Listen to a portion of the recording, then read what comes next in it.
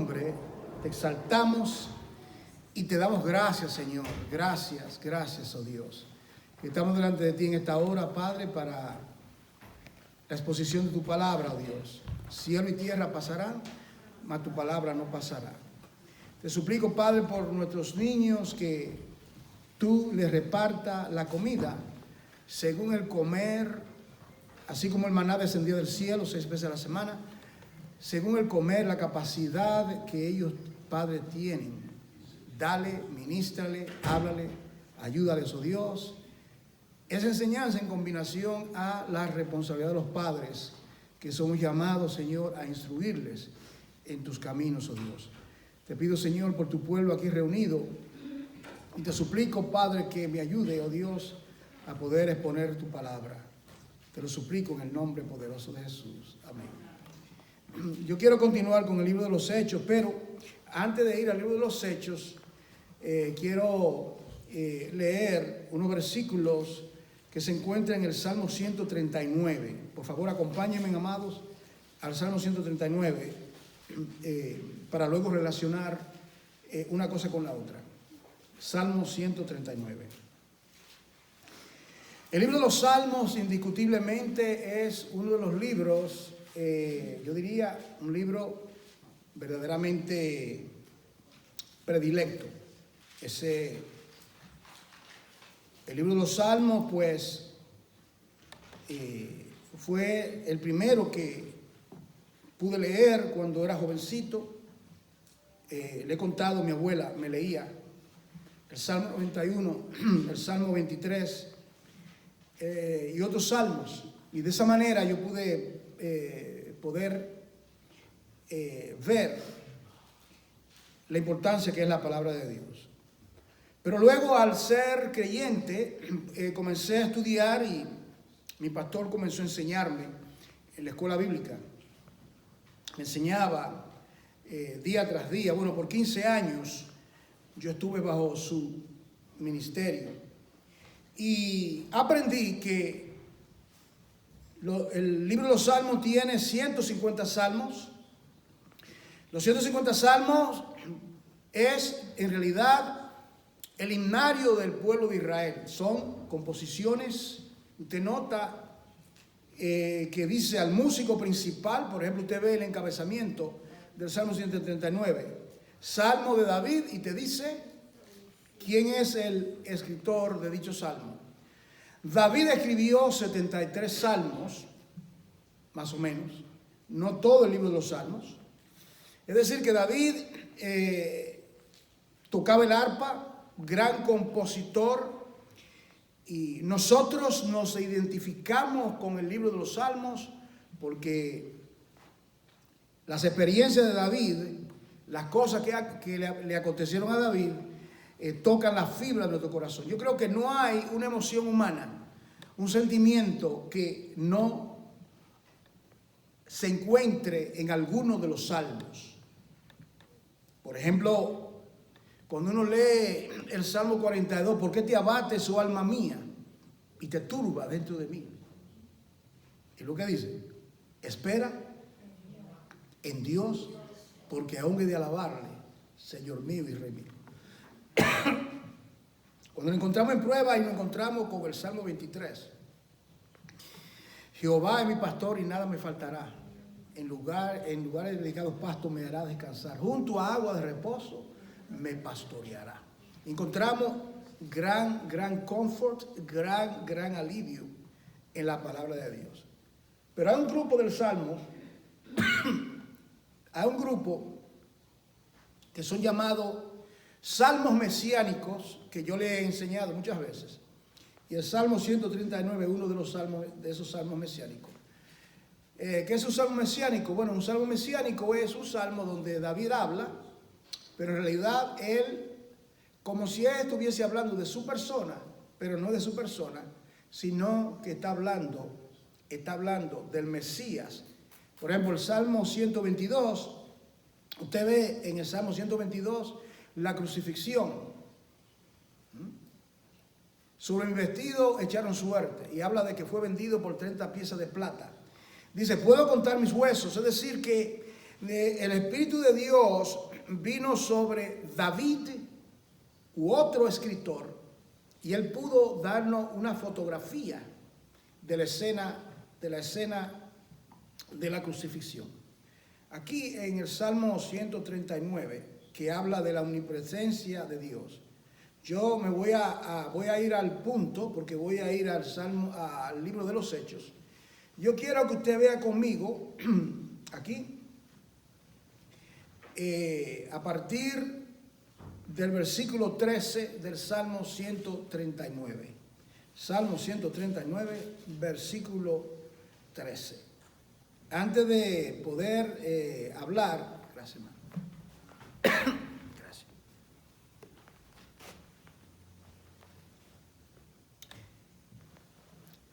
Présteme atención sobre este aspecto. Para Dios redimir al hombre, hay dos cosas importantes que él tenía que hacer. Número uno, está lo que nosotros conocemos como la encarnación. La encarnación. Era la única manera. El Verbo se hizo carne, dice el Evangelio según San Juan. Y dice, el Verbo se hizo carne y vimos su gloria, gloria del unigénito, lleno de gracia y de verdad. El Verbo se hizo carne, Dios con nosotros. Emmanuel, dice el profeta Isaías 700 años antes del nacimiento de Jesús. Y en este Salmo 139, lo leemos muchas veces y posiblemente se lee a la ligera y no se aprecia la riqueza de la encarnación, no se aprecia de lo que es la iglesia, un cuerpo multimiembro. Ese es mi trabajo, señalarle estas cosas.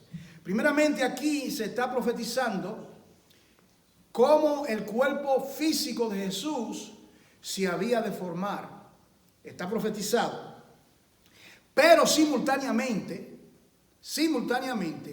porque Jesucristo no solamente, o sea, el cuerpo físico de Jesús,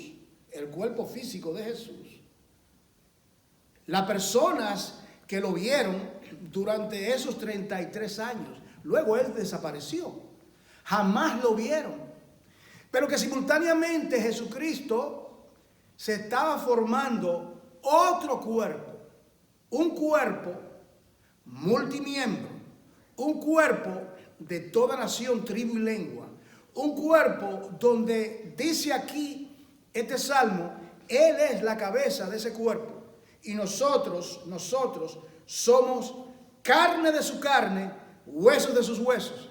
Es decir que no hay división entre la cabeza y el cuerpo. Mire cómo dice el versículo 13 para comenzar. Dice aquí el salmista, porque tú formaste mis entrañas. Está hablando ahora, está entrando en el embarazo o en el desarrollo del feto en el vientre de una mujer. Y sabemos que esa mujer, bienaventurada, María, la madre del Señor. Dice aquí, porque tú formaste mis entrañas, tú me hiciste en el vientre de mi madre. ¿Oye ahí? Tú me hiciste en el vientre de mi madre.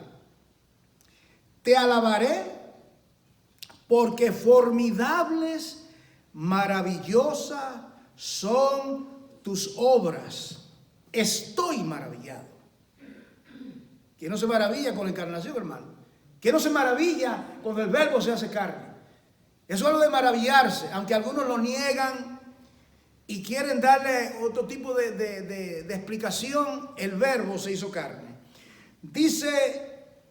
Aquí dice, no fue encubierto de ti mi cuerpo, bien que en oculto fui formado. Aquí hay dos cosas a la vez. Por una parte está hablando del cuerpo físico de Jesús que se estaba formando. Nadie lo sabía.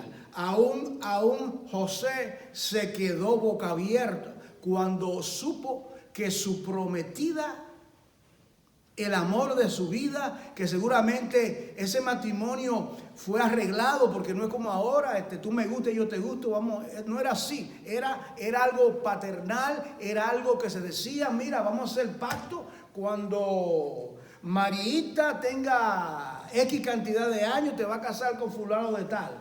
Así era que se hacía. Estudie lo que es el desposorio judaico para que usted, las diferentes etapas, que son 4. Bueno, ya José estaba en la... José y María estaban en la tercera y se encuentra que ella está embarazada por obra de Dios. Ahora, dice aquí dice que no fue encubierto de ti mi cuerpo, bien que en oculto fui formado y entretejido en lo más profundo de la tierra. Por una parte está el cuerpo físico de Jesús, profetizado que se iba a formar en el vientre de María. Pero por otra parte, recuerde, Él se va y deja otro cuerpo. ¿Sí o sí? ¿Sí o sí? Él deja otro cuerpo. Yo no digo sí o no porque es sí. Yo no digo sí o no, es sí o sí. La respuesta es sí a la pregunta. Otro cuerpo se estaba formando y estaba desapercibido de que ese cuerpo multimiembro que es la iglesia, que comenzó con el primer hombre, con Adán, y terminará con el último redimido, que solamente Dios lo conoce, se estaba formando ese cuerpo que comenzó primeramente con el pueblo de Israel.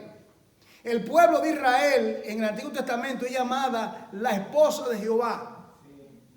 La esposa de Jehová es llamada la amada. Y usted encuentra cómo la manera que Dios se refiere a Israel. Y en un momento dado, cuando Israel le es infiel, le dice, tú has sido infiel. Le llama ramera, le llama. Por ejemplo, en el libro de Oseas, la historia de Oseas y Gomer, ¿verdad?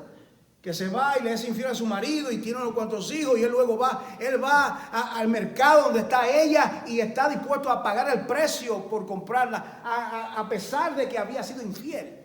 Como Dios hace con nosotros cuando nosotros le somos infieles. Nosotros siempre seremos infieles, Él siempre será y continuará siendo fiel.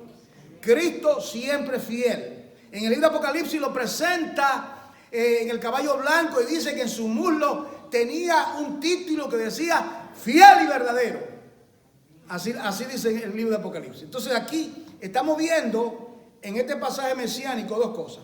El cuerpo de Jesús siendo formado en el vientre de María, pero simultáneamente se está formando este cuerpo multimiembro. Dice aquí ahora, dice versículo 16. Todos los que abortan, los que escriben leyes, deben leer este versículo donde habla del embrión. El embrión es vida, el feto es vida. Y solamente Dios quita la vida y Dios la da. Dice aquí, mi embrión, vieron tus ojos. Y en tu libro, estaban escritas todas aquellas cosas que fueron luego formadas. En una Biblia en inglés se aprecia más. Yo se lo he dicho varias veces esto, ¿verdad? En una Biblia en inglés se aprecia más este texto, porque en español dice aquí, mi embrión fueron tus ojos, y en tu libro estaban escritas aquellas cosas, pero en inglés dice members, miembros. ¿Y qué es lo que tiene miembro? Un cuerpo. Aquí está hablando de que se va a formar ese cuerpo que es la iglesia. Y solamente si esa verdad pudiese impactar la vida del creyente, seremos transformados. Saber que somos carne de su carne, hueso de sus huesos, que somos un cuerpo multimiembro, que aunque vivamos en diferentes lugares, aunque seamos de diferentes nacionalidades, la iglesia es un cuerpo multimiembro y somos carne de su carne. De manera que dice Pablo en la carta a los Corintios, de manera que cuando un miembro recibe honra, el otro recibe honra. Dice, llorad con los que lloran, gozaos con los que se gozan. Es decir, porque somos un cuerpo. En el reino de los cielos no hay un llanero solitario. Los muchachos no saben lo que es eso. Ustedes saben, The Lone Ranger. Vivía en la cueva, en el anonimato, y solamente venía a resolver el crimen y luego regresaba con el indio para la cueva. Nosotros no podemos vivir la vida de domingo en domingo como el llanero solitario, somos el cuerpo. Y tenemos que entrelazarnos, y eso es lo que Dios quiere de nosotros durante este año, entrelazarnos como hermanos, unirnos como una familia que somos. Y eso es lo que vemos nosotros, la fotografía de este cuerpo multimiembro. Pero mira este detalle, dice aquí en tu libro todos aquellos miembros que fueron luego formados. ¿Qué es lo que está hablando aquí? Para que usted lo pueda entender, y una mujer, las mujeres aquí que han tenido hijos o hijas. En un parto normal, el cual María lo tuvo, porque tenía que haber perfección en su parto. Lo primero que se expone en el parto normal no son los pies del bebé, es la cabeza. Eso es lo que está hablando acá. Miembros que luego fueron formados. Ya él es el preexistente. Ya la cabeza existía y está ahora siendo encarnada. Se está formando. Y luego vienen los miembros, si pudiéramos entenderlo. La cabeza es formada. La cabeza es formada y luego son los miembros formados. Él siempre ha sido Dios, siempre es Dios. Entonces dice, aquellos miembros que luego fueron formados. Luego dice que fueron luego formadas, sin faltar ninguno de ellos. Ninguno de ellos. Padre, aquello que me has dado, ninguno se ha perdido, excepto el hijo de perdición. Lo han leído en el Evangelio. Ninguno de los que me has dado, ninguno se ha perdido, excepto el hijo de perdición. Es decir que el creyente, Dios le guarda. Dice la palabra que aquel que comenzó la buena obra en un creyente, ¿qué dice? Que la va a terminar, no la deja inconclusa. La va a terminar, la va a concluir. Él comienza la buena obra en nosotros, y Él es aquel que la va a concluir, la va a terminar. Dice entonces, cuán preciosos me son, oh Dios, tus pensamientos. Cuán grande es la suma de ellos. Si los enumero se multiplican más que la arena, despierto y aún estoy contigo. De cierto, oh Dios, harás morir al impío. Apartado pues de mí, hombres sanguinarios. Y sigue, usted puede leer en otra ocasión. Ahora vamos al libro de los Hechos. Vamos ahora a conectar una cosa con la otra. Ahora bien, en el libro de los Hechos ahora, nosotros encontramos, primeramente, el libro de los Hechos tiene que ver, primeramente, fue escrito por Lucas, el médico amado. Lucas, el médico amado, le escribe el Evangelio según San Lucas a uno que se llama Teófilo. Amado Teófilo. Se sabe poco, pero por el nombre es un nombre griego y se cree que era algún dignatario del ejército de Roma, dado el nombre y lo que se sabe de él. Le escribe el Evangelio según San Lucas. Y ahora a ese personaje Teófilo, lo ve ahí en el primer tratado. El primer tratado tiene que ver con el Evangelio de Lucas, el primer tratado. Y ahora él continúa. Ahora, en el primer tratado, ¿qué trata el primer tratado? Habla del Cristo, el miembro formado en el vientre de María. Habla del Jesús de Nazaret. Habla del Cristo que hizo milagros. Habla del Cristo que resucita a los muertos. El Cristo que viene a ser el varón de dolores, Isaías 53. El Emanuel de Isaías 9. El siervo sufriente de Isaías 42 y 44. habla del Cristo en la carne, pero ahora en el libro de los Hechos algo acontece. Él es crucificado tal como había sido profetizado por todos los santos profetas. Él dice, las últimas palabras que dice es: consumado es, terminado está. ¿Y qué había sido terminado? Lo di los otros días. Oh, ¿no sabéis que en los negocios de mi padre me conviene estar? A la edad de 12 años, ¿recuerdan? ¿Y qué eran los negocios de su padre? La obra que el padre le había encomendado. La obra redentiva, redimir al hombre del pecado, sacar al hombre de la culpabilidad del pecado, por cuanto todos pecaron y están destituidos de la gloria de Dios. No había manera de salvar al hombre sin derramamiento de sangre, no hay remisión de pecado. Cristo da la talla, los requisitos los cumple, y él viene nacido bajo la ley, sujeto a la ley, se reunía en la sinagoga, guardaba la Pashá, la Pascua, comía comida kosher, no comía cosas inmundas, todo lo que está en el libro de la ley guardaba el Señor. Llegó el momento cuando más que un hombre, más que carne y sangre, el Hijo del Hombre fue entregado, fue llevado a un juicio ilegal de noche.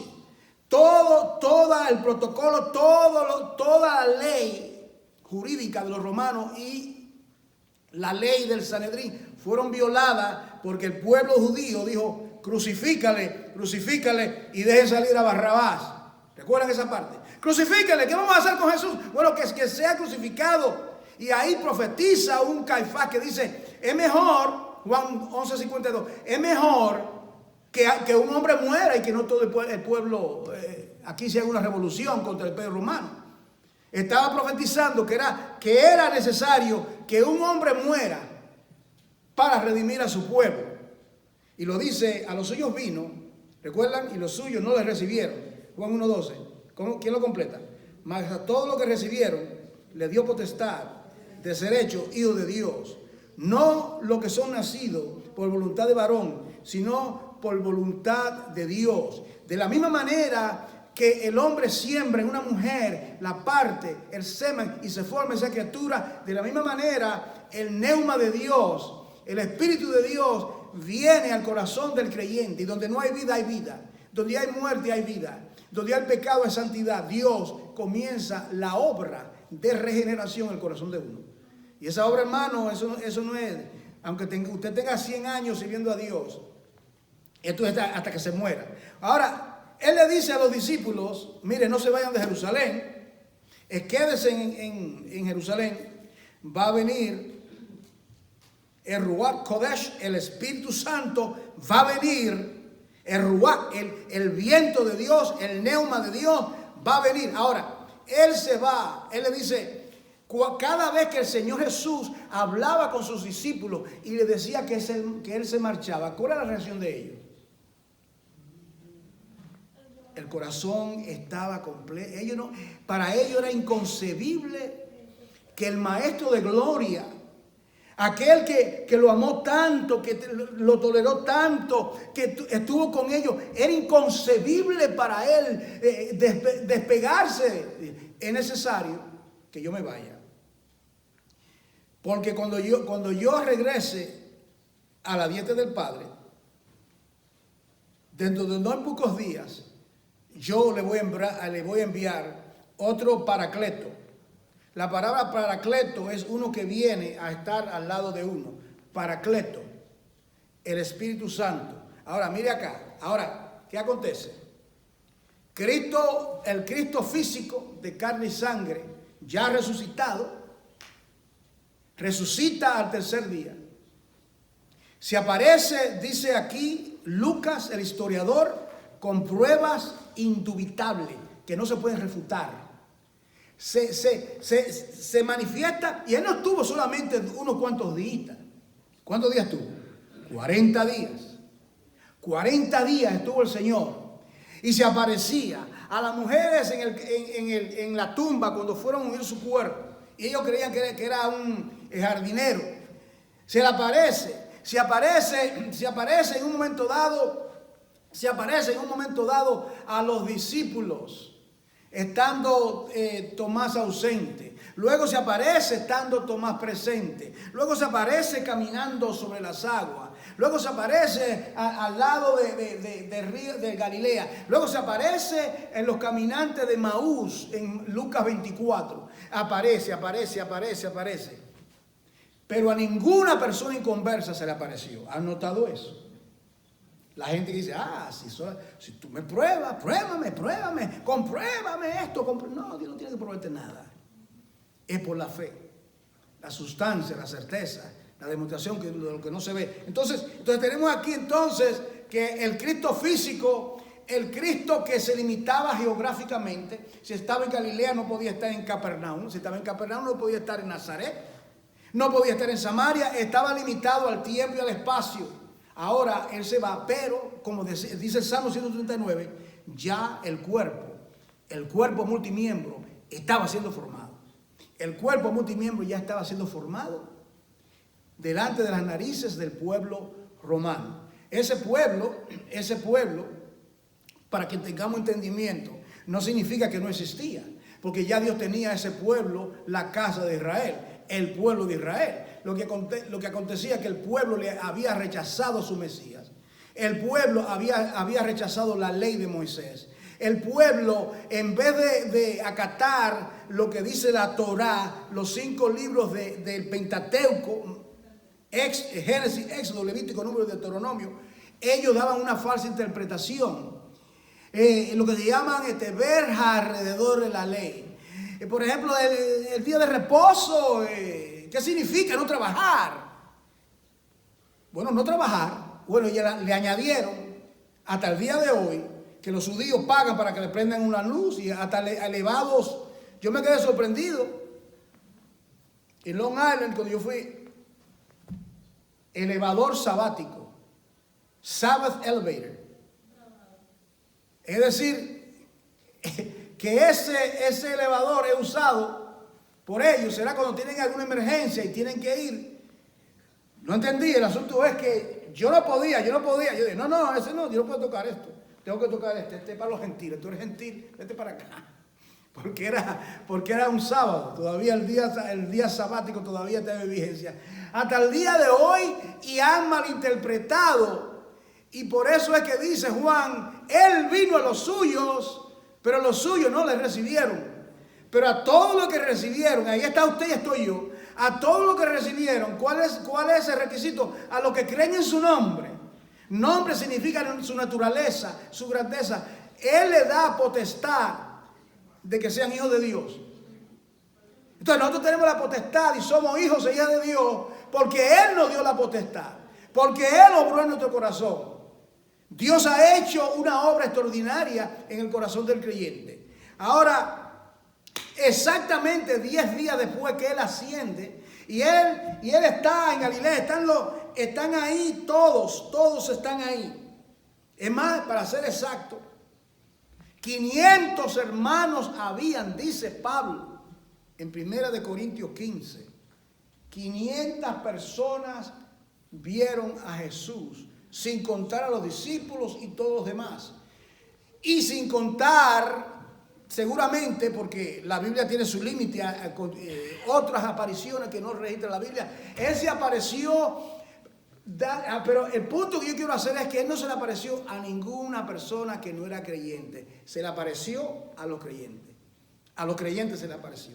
Entonces, se le aparece y Él, mientras Él estaba hablando y dándole mandamiento, ellos notan algo, que es su cuerpo, viene una nube y de repente esa nube está debajo de Él y ellos comienzan a notar que el Señor Jesús comienza a ascender hacia el cielo. Ellos se quedan, ellos tenían que quedarse estupefactos, ellos estaban atónitos y ellos miraban y Él seguía subiendo. Y se le aparecen los ángeles y dice, varones galileos, ¿por qué ustedes están mirando al cielo? Este mismo Jesús, escuchen bien, este mismo Jesús, el mismo, que ustedes vieron ascender, así mismo Él ha de descender. ¿Cuándo creen que Cristo viene pronto? Amén. Las señales No hay que esperar. Yo no estoy mirando ahora, las 70 semanas de Daniel, sí, estudio todo eso. El anticristo, a mí no me preocupa el anticristo. Cristo viene pronto, hermano. Cristo viene pronto. Y hay creyentes que están viviendo como que Cristo viene en 1000 años. Y hay un descuido y una apatía que yo lo puedo percibir, hermano. Lo puedo percibir. Tenemos nosotros, hermanos, que entender que estamos definitivamente en los últimos días. Pero dice aquí, el versículo 4, ellos estaban juntos. Le dijo, no salgan. En el capítulo 2, 10 días después que él asciende a la diestra del Padre, desciende el Espíritu Santo sobre esa comunidad. ¿Cuántos habían? 120 creyentes. Y el punto es que de la misma manera que Cristo en los días de su carne, Cristo en la cabeza de los discípulos, vivía una vida comunal, una vida de compañerismo, compartían todos juntos. Usted lo había leído, lo di la semana pasada. Perseveraban en la enseñanza, perseveraban en el partimiento del pan, perseveraban en las oraciones. Y dice, y todas las cosas las tenían en común. En otras palabras, todo estaba en común. Cada uno se preocupaba el uno para con el otro. Y mientras el cuerpo de Cristo desaparece de la tierra, ahora Cristo viene en la persona del Espíritu Santo para estar dentro de ellos y al lado de ellos. ¿Cuál es más ventajoso? El Cristo que podía estar con 3 personas acá, pero no podía estar con 4 acá. O el Cristo que ahora está en todo lugar con la presencia del Espíritu Santo, habitando en la vida de cada creyente. Y ahora Cristo está dentro de nosotros. Y ahora en 1 Corintios 12, quiero leerte algunos versículos aquí. Acompáñame por favor, aquí se usa la Biblia, ¿sabes? Yo puedo citarte esto, pero así que se aprende. 1 Corintios 12 dice lo siguiente, para que usted vea la unión. Dice aquí,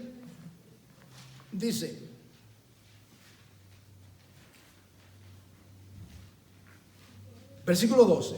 1 Corintios 12, porque así como el cuerpo es uno, ¿lo ves?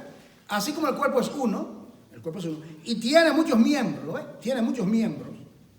Pero todos los miembros del cuerpo, siendo muchos, son un solo cuerpo. Miren lo que dice aquí. Así también Cristo. Así también Cristo. Llegará un momento cuando delante del trono de Dios, dice Apocalipsis, habrá una multitud delante del trono de toda nación, tribu y lengua. De toda nación, tribu y lengua. Y la palabra nación, aprendí hace unos años, que cuando uno lee la palabra nación, uno está esperando de, Rusia, China, Puerto Rico, República Dominicana, no. Todas las etnias. ¿Usted está entendiendo eso? Etnias. O sea, las etnias existen dentro de la nación, ¿no? Según tengo entendido, en Ecuador hay etnias, ¿verdad? Grupos, etnias, que viven en otros lugares, quizás en las montañas. Creo que en Perú también. En la República Dominicana no lo creo. En Puerto Rico no sé si hay etnias que hablan hasta dialectos.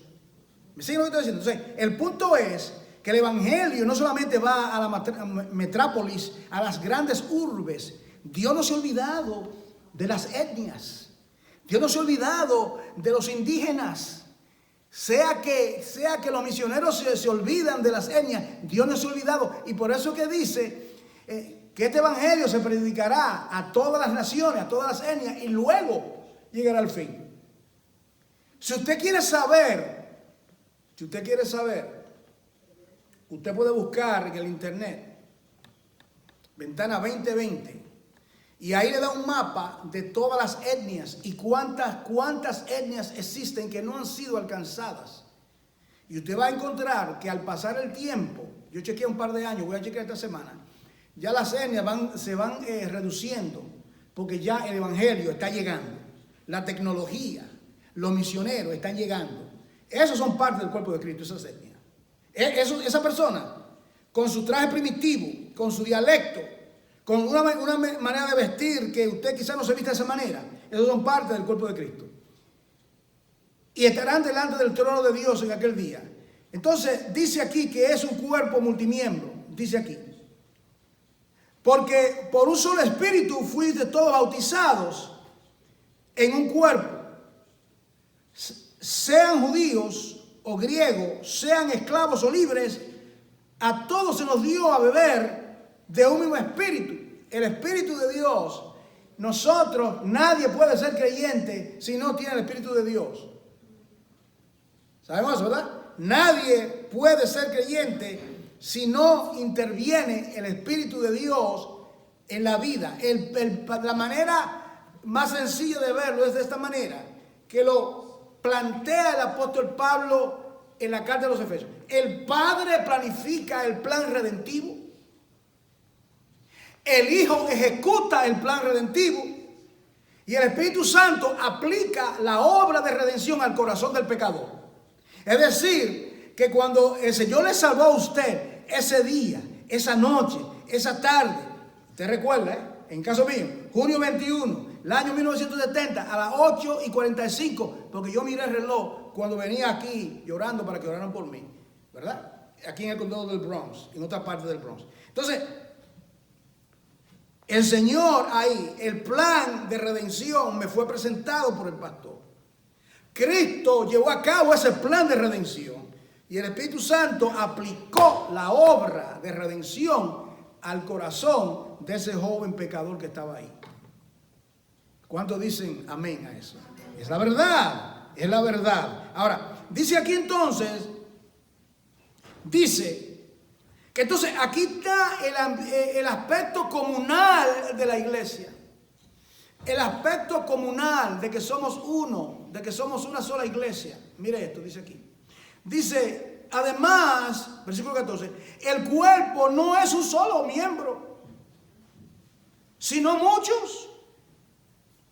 Y si dijera el pie, porque no soy mano, no soy del cuerpo, por eso no será del cuerpo. La pregunta es no, continúa siendo del cuerpo. Y si dijere la oreja, porque no soy ojo, no soy del cuerpo, por eso no será del cuerpo. La respuesta, sí, la oreja es parte del cuerpo como el ojo. Y si todo el cuerpo fuese ojo, ¿dónde estaría el oído? Y si todo fuese oído, ¿dónde estaría el olfato? Mas ahora Dios, aquí tiene el punto, ahora Dios ubica al miembro para que viva comunalmente. Los miembros de su cuerpo y los 200, ¿cuántos son los huesos del esqueleto humano? 206, 208 huesos que usted tiene en su esqueleto. Está muy contento viviendo. Usted nunca le dice, ay, ¿para qué será que tengo 5 dedos cuando puedo tener 4? Trate de coger algo con 3 dedos, a ver si puede. O trate de caminar cuando le quiten. Va a perder el balance, ¿verdad? Así estamos nosotros cuando cada miembro no está en el lugar que Dios quiere que estemos, hermano. Estamos desbalanceados, estamos desubicados. Entonces dice aquí, si todo el cuerpo fuese ojo, ¿dónde? Dice, más ahora Dios ha colocado los miembros, cada uno de ellos, en el cuerpo como Él quiso. Entonces aquí viene ahora, en el contexto de una iglesia local, cómo cada miembro Dios lo ha ubicado. Dios me ha ubicado a mí en un lugar del cuerpo que que yo no puedo hacer lo que otro hermano o otra hermana puede hacer. Por ejemplo, dice aquí, porque si todos fueran un solo miembro, ¿dónde estaría el cuerpo? Pero ahora son muchos los miembros, pero el cuerpo es uno solo. Muchos los miembros, el cuerpo uno solo. Ahí está la analogía que Pablo presenta, ¿verdad? Mire esto. Primero fue formado Adán. En un parto normal, lo primero que se expone, recuerden, es la cabeza. Luego, de la misma esencia de Adán, Dios tomó y formó a Eva. Se llamará Isha, varona, carne de mi carne, huesos de mis huesos. Y Pablo en Efesios 5 habla del matrimonio y comienza a hablar del marido y la mujer. Y uno cree que está en una conferencia matrimonial, más digo yo, mas yo digo de esto, sobre Cristo y la iglesia. Y luego dice, grande es este misterio. El misterio del cuerpo de Cristo multimiembro. Esto es algo que yo personalmente he tenido por décadas interés de entender, de penetrar. Y no me canso de ver esos versículos y pedirle a Dios que ilumine mi corazón, mis ojos del entendimiento. Lo que tengo te doy entonces. Es decir, que antes de formar a Adán y a Eva en el huerto, ya Dios tenía la formación de ese cuerpo multimiembro. Él veía ya en la eternidad, él veía a Cristo, su amado Hijo, como cabeza de ese cuerpo multimiembro. Por eso que dice Salmo 139, esas cosas que luego vinieron. Porque Él ya existía, ya Cristo existía, el eterno, Él es eterno. Porque una persona piensa de Jesucristo solamente del Cristo de los evangelios. Los hermanos que están estudiando cristología los miércoles saben que ese es el enfoque que le doy. Cristo, el Hijo eterno de Dios. Entonces, dice aquí, el versículo 22, antes bien, los miembros del cuerpo que parecen más débiles son los más necesarios. Y aquellos del cuerpo que nos parecen menos dignos, a estos vestimos más dignamente. Y los que en nosotros son menos decorosos, se tratan con más decoro. Porque los que en nosotros son más decorosos, pero no tienen necesidad. Pero Dios ordenó el cuerpo. Mira esto, hermano. Dios ordenó el cuerpo. De la misma manera que fue Dios que diseñó el cuerpo, la fisionomía, la anatomía, que tengamos 2 ojos y no 3, 2 orejas y no 4, toda la fisionomía. Si uno se pone, se queda maravillado, por ejemplo, cómo funciona el ojo. Póngase usted a estudiar desde el punto de vista de óptica, ¿verdad? Usted pone a estudiar desde el punto de vista, ¿cómo es que funciona el ojo? ¿Cómo es que usted puede ver? Usted se queda anonadado, sorprendido de cómo que funciona el ojo, hermano. La imagen lo que yo estoy mirando, cómo se está estampando de una manera extraordinaria que todavía ellos no logran entender. Maravillosas son tus obras. Y dice, y tu siervo lo sabe muy bien. Dice, yo sé que fuiste tú que hiciste estas cosas. Y la iglesia es un cuerpo multimiembro, hermano. Es un cuerpo entrelazado, unido entre sí. Dice, entonces, de manera que, versículo 26, de manera que si un miembro padece, todos los miembros se duelen. Mira, hermano, mire lo que es un dolor de uña. Un dolor de uña usted lo puede neutralizar. A mí se me enterró una uña, hermano, que se me infectó. Yo tuve 2 semanas sin poder trabajar. Y cuando regresé, tuve que andar cojeando porque tuvieron que sacarme la uña completa. Una sola uña, un pedazo de uña. Así es la iglesia, cuando un miembro está afectado, todo el cuerpo. Yo sentía, cuando eso comenzaba a dolerme, yo sentía aquí, hermano, como una punzada, ¡bum! ¡Bum! Y era aquí, todo el cuerpo es afectado. Así acontece en la iglesia. Cuando nosotros no estamos donde Dios quiere que estemos, necesitamos estar en el lugar que Dios quiere que estemos. Dice aquí, versículo 27, que es el texto de este ministerio. Vosotros pues sois el cuerpo de Cristo. Y miembros, cada uno en particular. Nosotros somos el cuerpo de Cristo. El cuerpo de Cristo no es una dominación, no es un concilio. Es un cuerpo multimiembro donde Cristo vive, habita por el Espíritu dentro de ese cuerpo. Mire usted, cuando Cristo hacía los milagros, Los discípulos se quedaban con la boca abierta. Y él decía, ustedes se maravillan de eso. Cuando yo suba al Padre, cosas mayores ustedes van a hacer. ¿Cuándo se vio la obra mayor?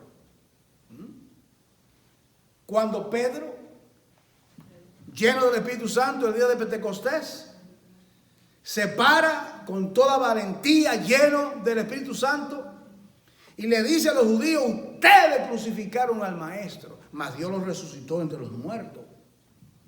Sepa pues ciertísimamente toda la casa de Israel que a este Jesús a quien ustedes crucificaron, a ese Jesús, Dios lo ha hecho, curios, Señor y Cristo. Varones, ¿qué haremos? Dice que ellos fueron, la palabra compungido, yo lo he buscado, esa palabra significa apuñaleado. Sentían que el Espíritu de Dios le había apuñaleado el corazón. Lo hizo trizas, pedazos. ¿Y cuál fue la respuesta? Arrepentíos y convertíos y recibiréis el don. El mensaje que hace falta predicar. Los predicadores no quieren hablar de arrepentimiento, le dan otra palabra. Es arrepentimiento la palabra.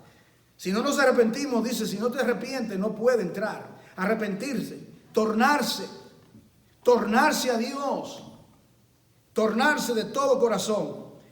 Llegando a esto último, entonces dice, y aún no puso Dios en la iglesia, primeramente apóstoles, luego profetas, tercero maestros, luego los que hacen milagros, luego los que sanan, los que ayudan, los que administran, los que tienen don de lengua. ¿Son todos apóstoles? Pregunta, respuesta, no. ¿Son todos profetas? No. ¿Son todos maestros? No. ¿Hacen todos milagros? No. ¿Tienen todos dones de sanidades? No. ¿Te hablan todos lenguas? No. ¿Interpretan todos? No. En otras palabras, cada uno, según el don, la gracia que Dios le ha dado, de esa manera pueda continuar. Con relación a esto de apóstoles y profetas que hablan, ¿verdad? El fundamento, dice Efesios 4, el fundamento, que la iglesia está plantada sobre el fundamento de los apóstoles y profetas. Y dice, siendo la piedra principal del ángulo, Jesucristo mismo. Es decir, que nosotros ya tenemos el fundamento. Yo no necesito que un profeta me venga a mí a profetizar y a decirme una cosa. Yo no necesito que un apóstol me diga a mí tal cosa, porque ya Dios cumplió el cometido. Ahora, lo que yo llamaría apóstoles, porque la palabra apóstol, hay que buscarla, para entender las cosas, hay que buscar la etimología de las palabras. La palabra apóstol significa uno que es enviado con un mensaje, como un embajador. Eso es un apóstol. Por eso que Cristo en Hebreos 3 es llamado el apóstol y sumo sacerdote. ¿En qué sentido es Cristo el apóstol? En que Él se desprende del seno del Padre y Él viene, el que sale, en pos de la misión de encarnarse y salvar al hombre. ¿Y qué hace después? Él entra en sumo sacerdote y está a la diestra del Padre intercediendo por nosotros. La iglesia es una iglesia apostólica. ¿Por qué? Porque la iglesia tiene el cometido de ir y predicar el evangelio. En ese sentido, toda la iglesia tiene una misión apostólica, la que va, y tiene una misión sacerdotal, la que entra. Entrar confiadamente. ¿Lo ha leído? Hebreo 10, al trono de la gracia. Entonces, nosotros salimos. Yo digo, los apóstoles son aquellos que salen a áreas que nadie quiere ir, que van a predicar la palabra y que plantan congregaciones. Esos son misioneros. Y le cabe la definición de apóstoles. Yo digo todo esto porque yo en mi página tengo como 28 apóstoles en mi página de Facebook. ¿Dónde están estos 28 apóstoles? No comentan nada de lo que yo escribo. Porque es leña que uno le va a dar. Porque no está el criterio para ser apóstol. ¿Cuál era? Que haber estado con Jesús desde su comienzo, de su salida. Lo dice en Hechos cuando iban a escoger a Matías. ¿Recuerdan? que iban a coger al apóstol sucesor de Judas Iscariote. Ahí te dice cuáles eran los criterios. Entonces ninguno de ellos da la talla porque ninguno vieron a Jesús resucitado y ninguno estuvo presente. Yo creo que está claro todo esto. Y claro, hay un debate y hay debate sobre eso. Pero ahora bien, llegando a esto último, dice entonces, dice aquí, el camino más excelente para vivir comunalmente es el camino del amor. Lo que une, lo que nutre nuestra relación es el amor. Es el amor. Entonces él dice, si yo tuviese, él comienza, vamos a suponer que yo pudiese hablar todos los idiomas, lenguas humanas y aún angelicales. Y dice, pero yo no tengo amor. ¿Qué soy? Soy como metal que resuena y címbalo que retiñe. Y dice, si yo tuviese profecía y entendiese los misterios y toda ciencia, y si tuviese toda la fe, de tal manera que trasladase los montes y no tengo amor, nada soy. Y si fuere filantrópico y me gusta dar lo que tengo, y si reparto todos mis bienes para dar a comer a los pobres, y si entrego mi cuerpo para ser quemado y no tengo amor, nada me sirve. Entonces luego aquí, el himno al amor, nadie, y yo he estudiado poesía, me gusta la poesía. Usted puede estudiar a Shakespeare, en el colegio estudié a William Shakespeare, ¿verdad? Las obras de Shakespeare. Unamuno y el otro, Cervantes, y toda esta gente sabia. Nadie puede escribir, ninguno de ellos le da la talla como Dios, por el Espíritu, describe, le está describiendo los atributos del amor. Vamos a leerlo y con eso vamos a concluir. Dice aquí, el amor es sufrido, dice es una acción, el amor es una acción. Y yo le digo a ustedes que el amor es dar. ¿Recuerdan, hermano? Le dije, amor es dar. Termine la frase. Porque de tal manera amó Dios al mundo que dio. ¿Ves? El verbo dar. Ninguno muestra su amor hacia su prójimo, sino aquel que está dispuesto a dar su vida por su hermano. Entonces, amor es dar. Entonces, eso se refiere en todo el ámbito. Los casados, usted sabe qué hace, ¿verdad? O sea, a la mujer no le impresiona la cosa que le compre, la cosa que le da, ¿verdad? Y que le cante, ya tengo ya la casita que tanto te prometí. No le impresiona eso. Le impresiona el amor mostrado por actos concretos, consideración, cariño, afecto. Y eso se demuestra, y eso es recíproco. De igual manera, el hombre para con la mujer. En relación al padre y al hijo, es lo mismo. En relación a amigos, amistades y en relación a la iglesia. Dice aquí entonces, es sufrido, es benigno, no tiene envidia, no es actancioso, no se envanece, no hace nada indebido, no busca lo suyo, no se irrita, no guarda rencor, no se goza de la injusticia, mas se goza de la verdad. No busca lo suyo. Las cosas han cambiado. Anteriormente, cuando se enamoraban nuestros padres,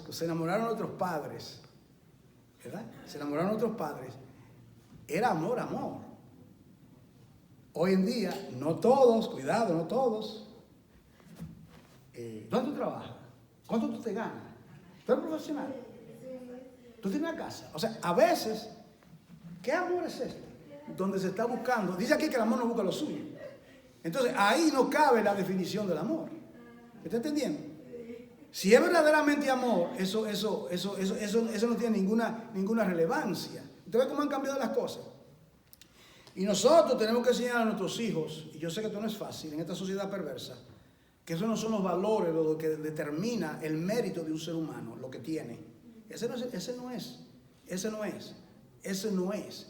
Porque puede ser un ricachón, como dicen en mi país, un rico, y luego ser un verdugo, y ser un malvado, que te maltrate, ¿verdad? Lo importante es verdaderamente si ese hombre te ama te ama de verdad. Y te lo va a demostrar. Te va a demostrar eso. Eso no es que te lo va a demostrar después que te cases. Te lo demuestra antes. Por eso que ese periodo, ¿verdad?, de conocerse. Y dice aquí, concluyendo, dice, el amor no se goza de la injusticia, mas se goza de la verdad. Todo lo sufre, todo lo cree, todo lo espera, todo lo soporta. El amor nunca deja de ser. Échale mano a eso.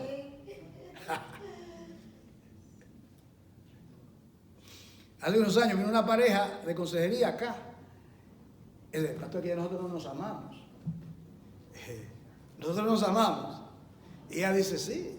Estaban de acuerdo, ya no sé. Entonces, yo le dije, bueno, ustedes tienen que aprender a amarse. Me miran como que yo tengo dos cabezas. Entonces, ya las mujeres seguramente han estudiado eso, en Tito. ¿No han estudiado las mujeres, verdad? En Tito. Porque Margarita y yo hablamos de esas cosas en casa. Entonces, en Tito dice que las ancianas, escuchen, oído, enseñen a las mujeres jóvenes cómo amar a sus maridos. Conclusión, se puede aprender a amar, boca callada.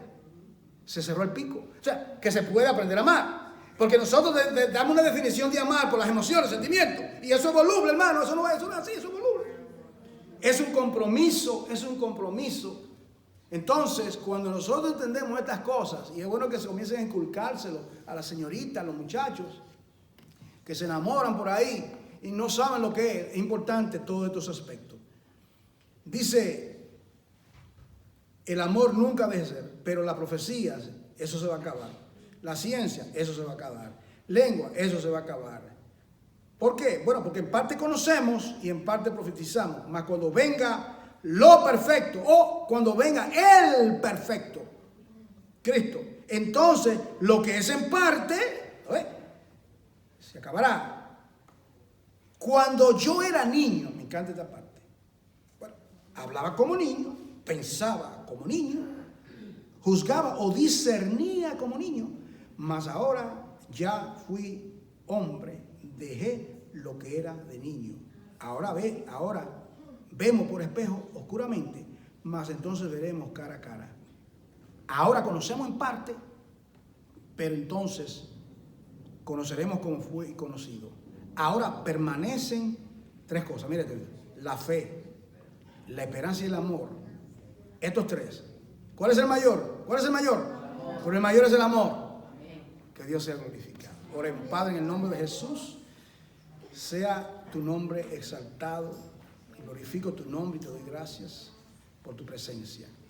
Te pido, Padre, que esta otra parte de la reunión, esta presentación de esta niña, Señor, que aún en ello tú nos hables y nos enseñes. En el nombre de Jesús. Amén.